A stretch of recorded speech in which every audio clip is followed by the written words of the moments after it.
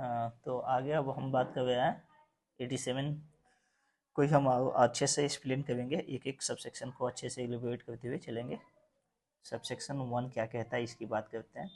Subsection 1 कहता है कि कोई भी पुलिस ऑफिसर अगर किसी एक्यूज पर्सन को अरेस्ट करता है तो उसे 24 आवर के अंदर मजिस्ट्रेट साहब, अब ये मजिस्ट्रेट में क्या आ जाएंगे तो जुडिशियल और एग्जीक्यूटिव दोनों लोग आ जाएंगे, मजिस्ट्रेट साहब के सामने प्रेजेंट करेगा।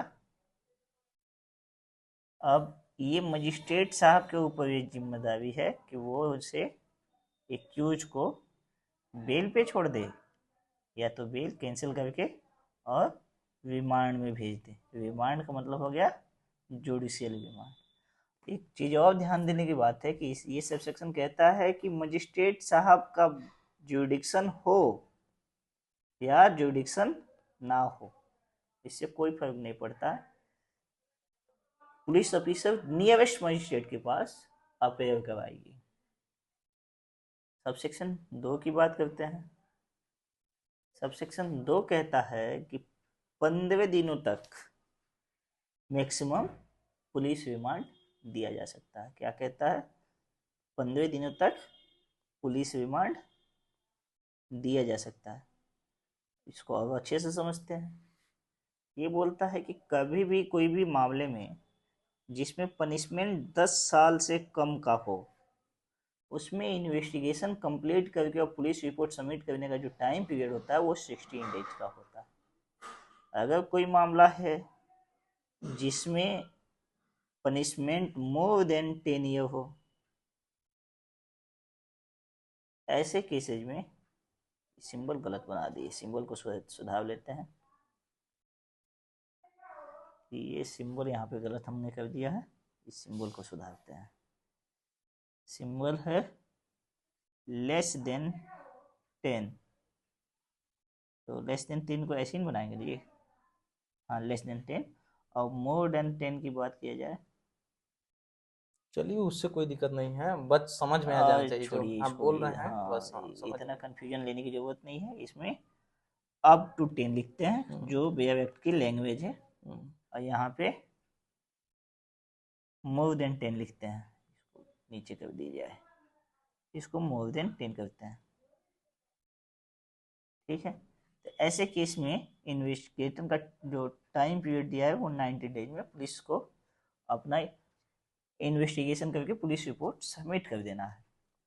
लेकिन इसमें पुलिस पुलिस रिमांड कब तक दिया जा सकता है, कितने दिनों का दिया जा सकता है? तो ये बोला जा रहा है कि जिस केस में 60 डेज का टाइम पीरियड है उस केस में 40 दिनों तक, मतलब 40 दिनों के पहले ही आपको पुलिस रिमांड देना है। इसके बाद जो ये पीरियड है इसमें पुलिस रिमांड नहीं दिया जा सकता। और इसके साथ साथ एक और कंडीशन है, ये 40 दिनों में से मात्र 15 दिन ही पुलिस को पावर है कि वो एक्यूज को अपने अंडर में लेके हम्म, पूछताछ कर सकती है। इसके साथ साथ ये भी बात बोला जाता है कि ये 15 दिन एक्यूमुलेट होंगे, एग्रीगेट होंगे, मतलब कि वो एक साथ काउंट कर दीजिए, मतलब डे 1 से स्टार्ट कीजिए और यहाँ 15 दिन ला के ख़त्म कर दीजिए। अच्छा, ऐसे कीजिए कि यहाँ पे 3 दिन ले लिए, यहाँ पे 2 दिन ले लिए, यहाँ पे 3 दिन, ये सब ऐसे जोड़ते गए तो लास्ट में 15 दिन, मैक्सिमम 15 दिन। इस मामले में क्या है, तो इस मामले में कैप लगा है 60 डेज का। 60 डेज में इन्वेस्टिगेशन कंप्लीट करना है, 60 डेज तक ही पुलिस रिमांड दिया जा सकता है। मजिस्ट्रेट साहब अलाउ करेंगे 60 दिन से पहले ही। पुलिस का एप्लीकेशन लगता है मजिस्ट्रेट साहब के पास, अगर किसी एक्यूज को रिमांड पे लेने के लिए तो 60 डेज से पहले ही लगेगा। उसके बाद ये न, ये जो 60 to 90 डेज है इसमें नहीं लगाया जा सकता। और इसमें भी सेम कंडीशन है कि मैक्सिमम 15 दिनों के लिए दिया जाएगा, और 15 दिन या तो पार्ट में हो या तो होल में हो, उससे कोई मतलब नहीं है, बस मैक्सिमम 15 दिन के लिए ही दिया जाएगा। ये सब सेक्शन 2 कहता है। सब सेक्शन 3 क्या कहता है, तो सब सेक्शन 3 बात करता है डिफॉल्ट बेल की। ये कहता है कि अगर आईओ साहब अपना इन्वेस्टिगेशन 60 दिनों में नहीं कंप्लीट कर पाते हैं और पुलिस रिपोर्ट नहीं लगा पाते हैं, तो एक्यूज पर्सन के पास राइट हो जाएगा डिफॉल्ट बेल का। सेम इधर जो केस 10 साल से अधिक जिसमें पनिशमेंट दिया गया है, उस केस में अगर आईओ साहब 90 दिन में अपना रिपोर्ट नहीं लगाते हैं तो एक्यूज पर्सन के पास राइट होगा डिफॉल्ट बेल का। अब आते हैं सबसेक्शन 4 पे। सबसेक्शन 4 बात करता है प्रोडक्शन पे। ये कहता है कि किसी भी एक्यूज पर्सन को जब भी पुलिस कस्टडी में भेजा जाएगा तो उसे प्रोड्यूस किया जाएगा किसके पास? तो मजिस्ट्रेट साहब के पास। और मजिस्ट्रेट साहब अलाउ करेंगे। इसकी अप्लीकेबिलिटी देखा जाए तो रियल सेंस में होता यही है कि जो भी आईओ साहब होते हैं, आईओ साहब मजिस्ट्रेट साहब के पास एक एप्लीकेशन लगाते हैं और एप्लीकेशन में यही बात कहते हैं कि सर ये फलाना नाम का एक्यूज है, इसको पुलिस रिमांड में दिया जाए कि हम आगे फर्दर इससे इन्वेस्टिगेशन करें, पूछताछ करें और साक्ष्य इकट्ठा करें। तो ये एप्लीकेशन मिलता है। ये मजिस्ट्रेट साहब इस एप्लीकेशन पे विचार करके अपना अगर अलाउ करना है तो अलाउ करते हैं, डिसअलाउ करना है डिसअलाउ करते हैं। मैक्सिमम केस में ये अलाउ ही होता है और इसमें अपने ऑर्डर में मजिस्ट्रेट साहब रिवीजन भी रिकॉर्ड करते हैं। ये एप्लीकेबिलिटी है।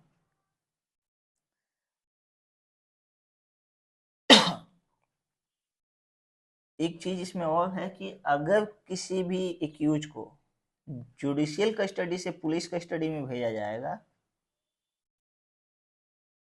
तब प्रेजेंट किया जाएगा और ये प्रेजेंटेशन वीडियो कॉल पे भी हो जाएगा। लेकिन अगर कोई एक्यूज पहले से ही पुलिस कस्टडी में है और फर्दर कस्टडी बढ़ाने के लिए अगर एप्लीकेशन आती है पुलिस कस्टडी का तो यहाँ पे इन पर्सन एक्यूज को मजिस्ट्रेट के सामने प्रेजेंट करना पड़ेगा। सब सेक्शन 5 क्या कहता है? तो सब सेक्शन 5 कहता है कि सेकेंड क्लास JMSC यानी जुडिशियल मजिस्ट्रेट सेकेंड क्लास के पास पावर नहीं है कि वो किसी भी पर्सन को, एक्यूज पर्सन को डिटेन करे। लेकिन एक चीज और, ये डिटेंशन कर सकता है कब? जब इसे हाई कोर्ट अथोराइज कर दे। हाई कोर्ट JMSC को अगर अथोराइज कर दे तो किसी भी एक्यूज को डिटेंशन के लिए एम्पावर हो जाता है।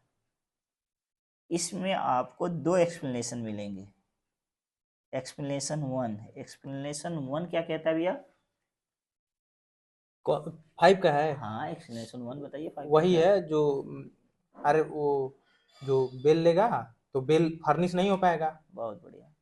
इसमें यही है कि अगर एक्यूज डिफॉल्ट बिल के लिए इम्पावर वो हो जाता है, अगर 90 डेज या 60 डेज में इन्वेस्टिगेशन कंप्लीट करके रिपोर्ट सबमिट नहीं किया गया तो राइट हो जाता है डिफॉल्ट बिल का एक्यूज के पास। लेकिन ये राइट को अपील करने के लिए एक्यूज को एप्लीकेशन लगाना पड़ता है। अगर एप्लीकेशन वो नहीं लगाता है यानी बेल फर्निश नहीं करता है तो ये डिटेंशन वो लॉन्ग हो सकता है, मतलब आगे भी चल सकता है, डिटेंशन आगे कंटिन्यू हो जाएगा। एक्सप्लेनेशन 2 क्या कहता है भैया?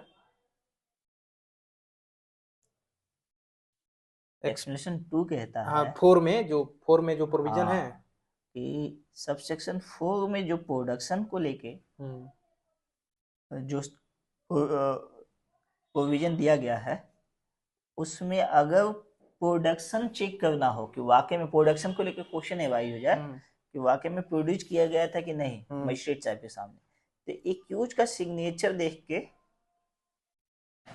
जो भी जब उसे रिमांड पे लेके जाया रहा था तो डॉक्यूमेंट पर उसकी सिग्नेचर ली गई थी, उस सिग्नेचर को देख के वेरीफाई कर दिया जाएगा कि प्रोडक्शन हुआ था कि नहीं हुआ था। इसमें दो आपको प्रोवाइजो भी मिलते हैं। प्रोवाइजो 1, तो प्रोवाइजो 1 क्या कहता है भैया? वुमेन वाला कि अगर कोई महिला है 18 ईयर्स से नीचे और उसकी उम्र 18 वर्ष से कम है तो उसको डिटेंशन उसका नहीं किया जाएगा। ऐसे केस में हम क्या करेंगे, उसको सोशल इंस्टीट्यूशन में भेज देंगे। या होम रिमांड में। हाँ, या होम रिमांड में उसे भेज देंगे। होम रिमांड का मतलब होता है कि गार्जियन के कस्टडी में। हम्म, या ठीक है। उसी के घर डिटेन कर हाँ, देंगे, एक पुलिस वाला अगर कोई नहीं है तो एक महिला पुलिस को बैठा देंगे वहाँ। अब आते हैं प्रोवाइजो सेकेंड इसका। तो प्रोवाइजो सेकेंड क्या कहता है भैया? प्रोवाइजो सेकेंड कहता है कि डिटेंशन किसी भी आदमी का किया जाएगा तो दो ही जगह किया जाएगा, या हम्म तो पुलिस स्टेशन में किया जाएगा, या तो कोई भी जगह जो सेंट्रल गवर्नमेंट या स्टेट गवर्नमेंट अलॉट किया होगा, यानी जेल में किया जाएगा। और तीसरी जगह कहीं भी किसी भी आदमी को हम्म नहीं रखा जा सकता है। हम्म अब आते हैं सबसेक्शन 6 पे।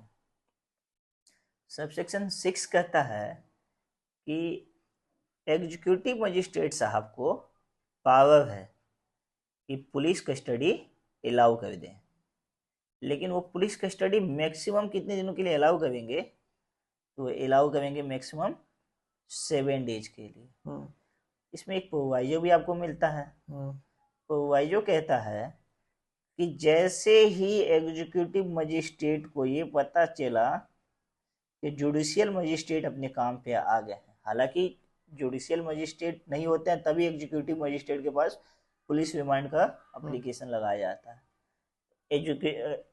जैसे एग्जीक्यूटिव मजिस्ट्रेट को पता चलेगा जुडिशियल मजिस्ट्रेट अवेलेबल हो गए हैं, वो सारे रिकॉर्ड को उठा के जुडिशियल मजिस्ट्रेट के पास भेज देंगे। हम्म जितने उनके पास केस डायरी और हम्म जो भी रिकॉर्ड है सब उठा हम्म, के जुडिशियल मजिस्ट्रेट साहब के पास भेज भेज देंगे। देंगे। अब सेक्शन 7 कहता है कि एग्जीक्यूटिव मजिस्ट्रेट साहब या जुडिशियल मजिस्ट्रेट साहब दोनों लोग इस पुलिस कस्टडी में क्यों एक्यूज के भेजे हैं इसका रीजन हम्म रिकॉर्ड करेंगे। हम्म अब सब सेक्शन 8 क्या कहता है? तो 8 कहता है एग्जीक्यूटिव मजिस्ट्रेट या जुडिशियल मजिस्ट्रेट साहब दोनों लोग इस पुलिस कस्टडी के रिगार्ड में रिपोर्ट करेंगे। रिपोर्ट किसे करेंगे? तो सीजीएम साहब को करेंगे। अब 9 कहता है कि आईओ साहब अगर अपना इन्वेस्टिगेशन प्रिस्क्राइब पीरियड क्या, यानी 60 डेज और 90 डेज, 10 साल से सिर्फ अधिक का 60 डेज, पनिशमेंट के लिए। सिर्फ दस 60 डेज है। 10 साल, अच्छा सॉरी सॉरी सॉरी, सिर्फ सही 60 डेज सही है, बात समन बोल रहे हैं केस भैया। है। ये बोल रहे हैं कि ये प्रोविजन अप्लीकेबल है केवल समन केस में, केवल समन केस में ही ये अप्लीकेबल है। ये बोल रहे हैं कि समन केस में आईओ साहब समन केस में अगर 60 डेज के अंदर अपना पुलिस रिपोर्ट और इन्वेस्टिगेशन कंप्लीट करके मजिस्ट्रेट साहब के पास नहीं देते हैं तो मजिस्ट्रेट साहब कह देंगे बाबू आपसे ना हो पाएगा, हम्म यानी आईओ साहब को कह देंगे कि आप इन्वेस्टिगेशन बंद कर दो। हम्म अब 10 में क्या है?